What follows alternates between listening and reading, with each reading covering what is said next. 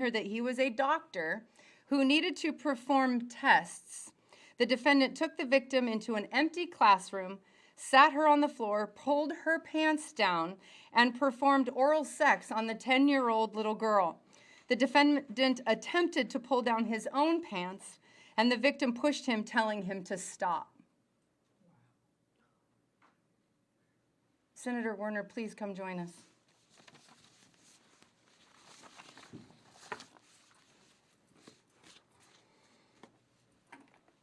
So for those of you that don't know me, I'm Senator Shamp, and I represent Legislative District 29 in the West Valley. To the media, lawmakers, and every Arizonan watching, this is not just another press conference. This is a pivotal moment because today we're confronting a system that failed to do the one thing that it is tasked with, and that is to protect our children. I'm going to be blunt because, quite frankly, sugarcoating is how we got here. The system failed. And when a child pays the price, excuses are not acceptable. We are dealing with a convicted sex offender, someone who broke probation again and again and again, who snuck into an elementary school and is now accused of sexually assaulting a 10-year-old little girl. This individual had already been convicted in 2021 for sexually assaulting a 16-year-old with autism. He was assigned only a level 2 registered sex offender at the time. This is all while being on probation, federal probation, where he was offered a plea deal from the Maricopa County Attorney's Office, probation for the lowest possible charges, a gentle tap on the wrist, given to a child predator who pled guilty to sexual conduct with a minor and who was allegedly involved with human smuggling across our southern border. Since 2021, he violated probation 4 times.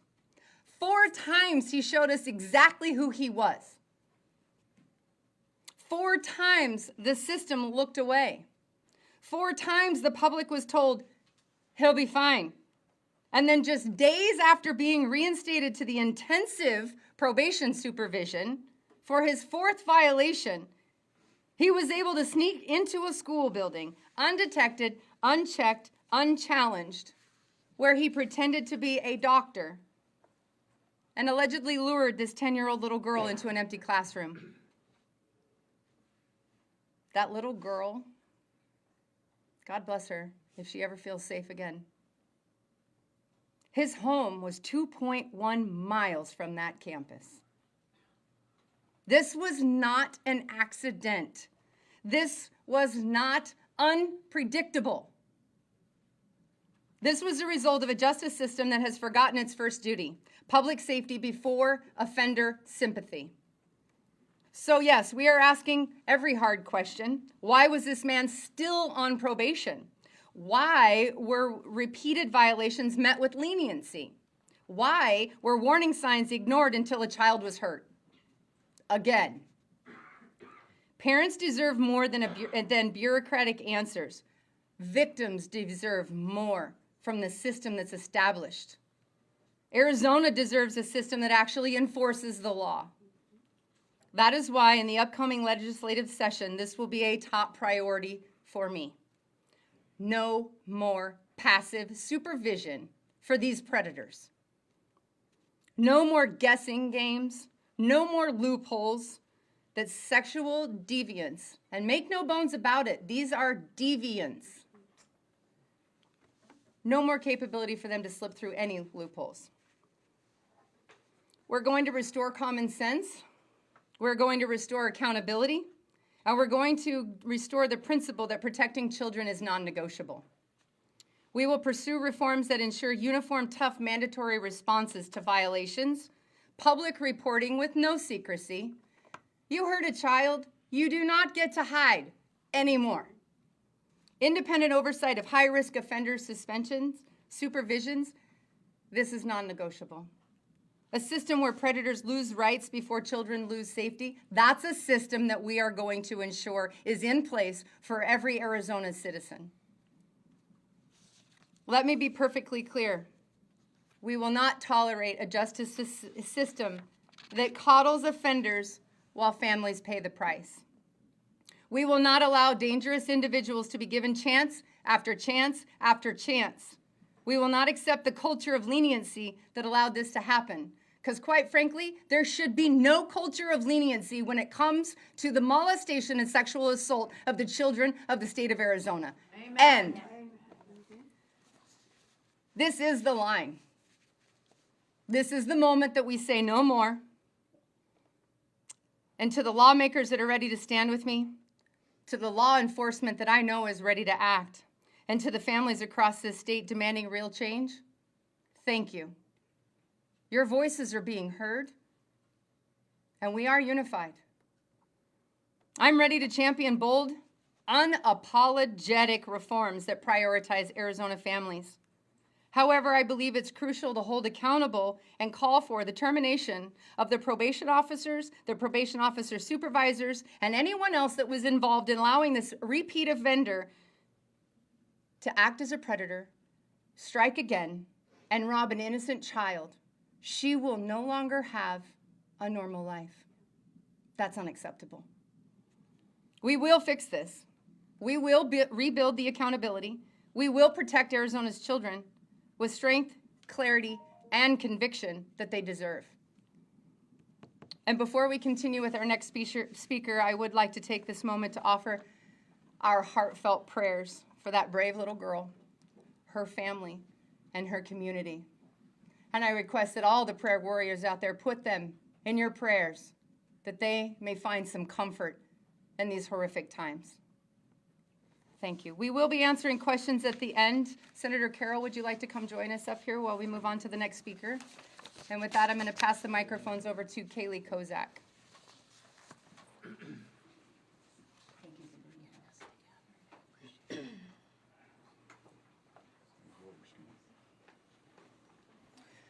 My name is Kaylee Kuck. I am most notably known for being the namesake of Kaylee's Law, which originated in Arizona. I stand here today completely shattered by the systematic failures that allowed an innocent little girl to be violated. This is not just about this one man's heinous acts. It is about the system that failed over and over and over again. This man, a Liberian citizen who was granted permanent residency in the United States, has been charged with some of the most heinous crimes, both federally and locally. He has served minimal time behind bars due to plea deals with lesser charges and has been able to get away with continuous violations while on probation. Days after his most recent release for violating probation, he bypassed safety measures at a Phoenix elementary school and gained access to a 10-year-old girl. He committed unspeakable acts. And as the senator said, her life will never be the same. You all have asked, how did this happen? It happened because the system has allowed it. This could have been prevented in 2019 if federal prosecutors had pursued the human trafficking charge and actually deported him. It could have been prevented in 2021 if the Maricopa County Attorney's Office hadn't reduced his charges. Instead, they gave him less jail time and more probation time, which in this state is a complete joke. Under ARS 12270, it appears that probation departments are financially incentivized to keep offenders out of prison.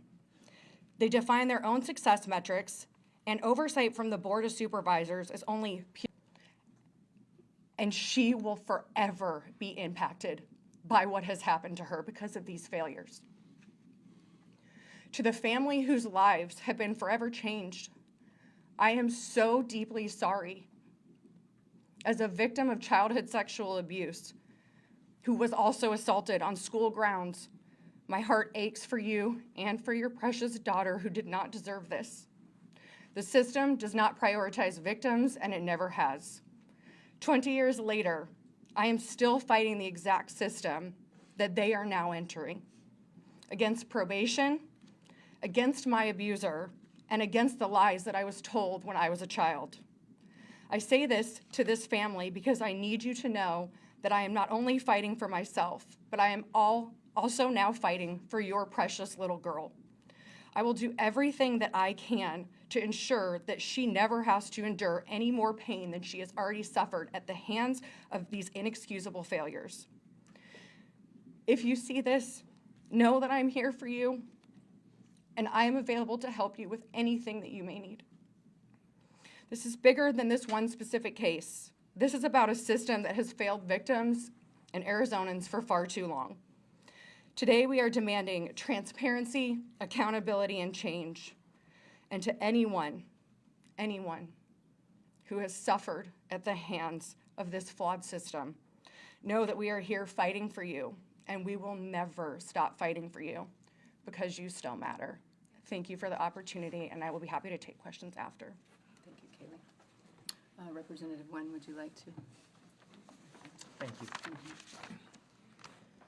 Good afternoon. My name is Kwang Nguyen, Legislative District 1, also Chairman of Judiciary Committee. Arizona's current sex offender probation system is too often inconsistent, undersupervised, and ill-equipped to protect the public. When offenders receive probation, instead of meaningful custody or strict enforceable supervision, the burden shifts to our communities that expect real accountability, strengthening probation standard through tighter monitoring, zero tolerance for violation, and I mean zero tolerance for violation, longer supervision windows, and mandatory treatment with measurable compliance will close the dangerous gaps to allow high-risk offenders to slip through the system, as you can see what happened today. Reforming sex offender probation isn't about being harsher. It's about restoring public trust, prioritizing victims, and ensuring that predators are never given a second chance to harm Arizona children. I also want to be clear that probation should not be an excuse to save money, because the cost of recidivism is quite costly, especially if the victim is your child. As chairman of House Judiciary Committee, I will work with Senator Shamp to investigate, hear that clearly, investigate and explore solutions. Thank you. Please, Beth. Beth Goulden, as many of you know, I retired from the Maricopa County Adult Probation Department 3 years ago. Thank you, Senator Shamp, for inviting me to speak today. I began working in probation shortly after high school. While in college at ASU, my job was interviewing individuals who were awaiting sentencing and working closely with senior probation officers at the time who spent years in the field. And it was during that time I fell in love with this profession. For me, probation was the perfect blend of law enforcement and social work. And what I learned over 24 years is that you cannot be effective in this field without both. You must be ready every day to balance accountability and rehabilitation. After college, I was promoted again, and my first caseload as a probation officer was supervising 60 to 70 individuals convicted of sex crimes: rape, child molestation, voyeurism, bestiality, you name it. What kept me up at night wasn't the crimes themselves, it was the fear of missing something that could lead to another victim being created. That fear is what made me work harder than I ever had, because when you supervise high-risk offenders, you carry the safety of the community with you every day. I believe in rehabilitation. People can change, not everyone, but they can change when they are supervised, supported, and held accountable. Ignoring behavior is not compassion, it's negligence. I have had individuals thank me for sending them back to prison because they knew if they were allowed to remain in the community, they would continue to harm others. Accountability is a part of rehabilitation and evidence-based practices. When I started in this field, probation here in Arizona was proactive. Officers were encouraged to be in the field, meeting with clients, talking to families, coordinating with treatment, and addressing risk before it turned to harm. Over the years, that changed. The people stopped being the priority, the numbers did.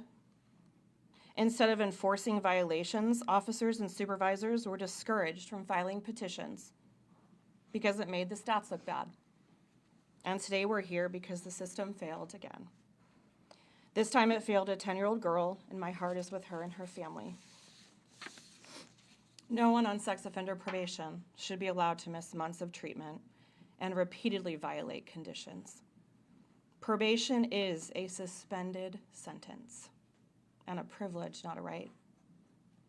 If we want transparency, then we need to start measuring success the right way, not by how many people complete probation, because probation itself controls that outcome. We need to measure recidivism, 1 year, 3 years, 5 years, 10 years after discharge. That tells us whether the system is protecting Arizona families. I look forward to working with Senator Shamp and members of the legislature to restore proactive supervision, accountability, and to bring transparency to probation. And Arizona families deserve nothing less. Thank you. Thank you, Beth. All right, we'll take questions of any of the four speakers. I don't know if, Kim, you want to call people out, or if you guys just want to raise your hand and I'll point to you. What I'm wondering is, what can the legislature do on this issue? Probation is in the courts, the Correct. judicial branch. You guys are the executive branch. What can you do legislatively this next session to address that? Is there any talk of bringing it under your branch? Thank you for that question. It's a great question. When we're talking about moving, that's a bigger issue. You know, there's this, I'm trying to find here it is. You know, Kaylee spoke to it. There's very specific in, under, let's see, this is 12-270 ARS. It looks like it is J. Each county board of supervisors shall periodically is not a word that should ever be in law as far as statutes, as far as I'm concerned. We don't use periodically in healthcare. I don't know why we would use it in law. If it's not defined, it's not done, right? So that's the first place that I'm going to start. I've already reached out to the Board of Supervisors, already have meetings set up. That is definitely a route we're going to go. But we're also going to spend the time to really kind of dive in and break it down. We have the Sex Offender Management Board created, which Beth is the chairwoman of. Thank you to Senator Shauna Bullock for creating that and fighting so hard for the last 2 sessions, because these laws need overhauled completely. As we started making changes, it became very apparent that it's patchworked. It's very patchworked. As far as I'm concerned, this guy should have never been considered a level 2. But that's decided in probation based off of a questionnaire that's 19 questions long, and it hasn't been reformed since 2002. SORNA, Sex Offender Registry Notification Act, we fail. In the state of Arizona, we are failing 8 out of 11 categories right now. So there's lots of places for reform. It's just going to take a holistic approach because there's so many different aspects included, because it is housed under the judicial branch, but it does interact with the legislative branch. So we've got to figure that out. And I would think that we're all going to be very willing to work together. Yeah, I'm just wondering about this particular situation. For example, whenever I go to a school to cover a story, things are just airtight. There are gates there that you have to go through the administrative office first. I mean, there's just a lot of layers there. And I just wonder if maybe if you might first explore just what happened, what were the little openings that he was able to, get inside and somehow elude that front. So I actually would like to spend the time on the large gaping loopholes these guys are walking through versus going after one individual human being that forgot to lock a door. Is that the way it was? It was a door that was left unlocked. It wasn't supposed to be unlocked. A tardy child went through it. He snuck in behind.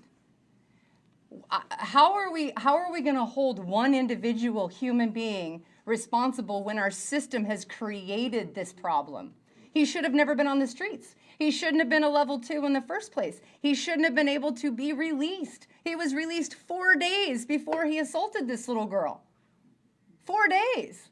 He has a massive history. I want to know why he was considered level 2 and allowed to have probation in the first place. And then what does intensive probation mean? Obviously, he was not being supervised intensely. He lived 2.1 miles away from a school he attended earlier in his life. If that doesn't give him the capability to know his surroundings, I don't know what does. That's where the blame needs to be. Any additional questions? I appreciate everyone in this room today. We have got a war going on, a war of innocence.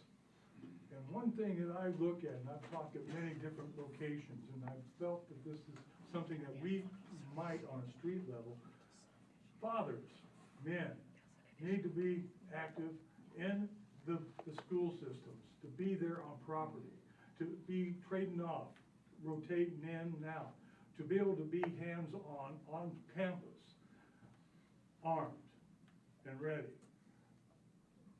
trained, established. And I think that and we want to be able to bow down to your work. And thank you so much for what we can do. Legislate to where we as the fathers, I don't have any school-age children any longer, but that don't mean anything. Amen. Yeah. Being as a prayer warrior, we need to establish that premise back in America. I don't disagree with you, sir. Thank you for saying that. I do believe that we need our community. We need more community, less government. That is what I believe personally. But in this instance, the protection of our children has placed on the government. Our job in the government is to provide infrastructure and to protect our citizens. We are failing in this category immensely. And I don't disagree. And that is definitely something that we're going to talk about, how we can help do that. But I urge all citizens of this state to bring your communities together, whether it's dad groups or church groups. Come together and talk about it. Reach out to your school boards. Reach out to people and actually have conversations about what we can do as a community. But number one, we need to pray for this family and this community. Thank you very much for your question. Yes, sir. Questions? You spoke about, obviously individuals like this, repeat sex offenders, shouldn't be on the streets as it is. But in this case specifically, a lot of these parents in this district and at this school, specifically that I talked to, they drop their kids off at school to be safe.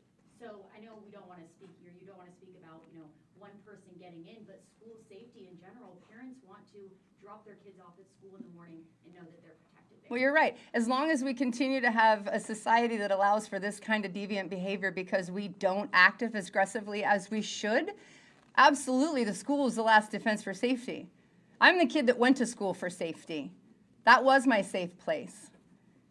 It's horrific that this happened, but one individual human being making a mistake, we're not going after that one individual human being. I'm here to call for system reform so that if someone a human individual makes a mistake, there isn't a child who suffers the rest of her life from that. So the onus is on the system itself. Amen. Yes, sir. So can the legislature address mandatory minimum jail time or penalties for violating probation? I mean, are these specific things that can be addressed? Absolutely. Those are things that we've been addressing. Kaylee and I and Beth and actually all three of us. I don't know if you've heard about dangerous crimes against children, and this man will be charged under that. I don't know if you've heard about the natural life in prison for anyone that causes bodily injury to a child 12 or under. Like, we are working. It's slow going, unfortunately, and this case has proven that the time for slow work is over. We all need to come together, and this needs to be reformed and reformed now. Another child should not be hurt because of this system. Senator Shamp, Kaylee wanted to add something. Please. Thank you for your question, and I'm confident in saying that Beth and I are on the same page about this. We can have mandatory minimums all day long. If our prosecutors who are telling the communities we have harsh penalties on the books, we have good laws in place, are allowing these types of people to plead down to lesser charges, those laws mean nothing. So please understand that when you hear these things or you go read a statute, that the prosecutors have the authority to plead these cases down. They can plead them down to attempted, they can plead them down to lesser felonies. And that is why when the mandatory minimums go out the window, because that original charge that had a mandatory minimum of 20 years, for example, it's now no longer relevant and no longer something that can happen because they have allowed these offenders to plead down so drastically. And then they give them probation to make it sound like they're actually doing something, and then they help them to get off probation. So just in your experience, what are you seeing? Are they saying that they're overwhelmed by the number of cases that they have, and that's why they're pleading? Is that an acceptable excuse? Of course not, but I'm just wondering what you're hearing from prosecutors, the county attorney's office, as to why they're playing down so many of these cases. I don't know, I can't speak for you, Kaylee, but I don't think that there is an excuse. There's not an excuse that you can justify that this is happening, because it's not like it's one time. What about the hiker who was raped and murdered last year? What about Tyler, Officer Movado? These criminals are on the street and they are raping, murdering, shooting our police officers. We have a systemic problem. This isn't just one time. This just happens to be a 10-year-old little girl in school. So, you know, there's a lot of things that people don't understand. Did you know that you can, they can plead to lifetime probation? And after a certain period of time, every third Friday of the month, they can go down to Superior Court and they can make a plea to have it lifted. So someone who actually accepted a lifetime probation as part of their plea, 8-9 years later, scot-free. And for those that don't reform, they reoffend. Senator, one thing I've wondered as I was reviewing his entire case file, I encourage everyone to do so because there's a lot of questions there. Have you asked yourself, what's the point of having probation conditions if you're not going to follow them? Namely, go to mental health counseling, go to sexual counseling, not own a smartphone, not contact the victim you just previously sexually assaulted. What's the point? What is You the ask point? yourself that? Oh, yes, actually, in a very loud voice with a lot of words I can't use in this room. What is the point? You're right, because this guy, 22 times he didn't show up for mandatory therapy. He had a smartphone. He was like, why is this okay? Why was he let out of jail and allowed to even walk the streets in our communities to be able to do this to this little girl? It's a great question, but I mean, I want to know the answers. I can ask questions all day long. I want to know what the answers are. What is probation going to do about it? What is the district attorney going to do about it? What are we going to do legislatively to come together and fix this problem? Because not one more child, not one more on my watch. This is absolutely reprehensible. Any additional questions? Yes, ma'am. Senator, you had 3 bills around these topics become law over the past 2 legislative sessions. Do you see future success in the next session? Do I feel, for the sake of our children, God, I hope so. I'm not ever going to stop fighting this fight. I mean, any of you that have seen any of my videos or posts, I am here to make pedophiles' lives hell, and I will make no apologies for it. Thank you. Thank you all for coming out. I appreciate your time today, especially on such a horrific topic. Thank you. Good to see you, Beth. Yes, you too. Good job. Oh, actually, nice to meet you. I'll call her. You're okay. Thank you for being here.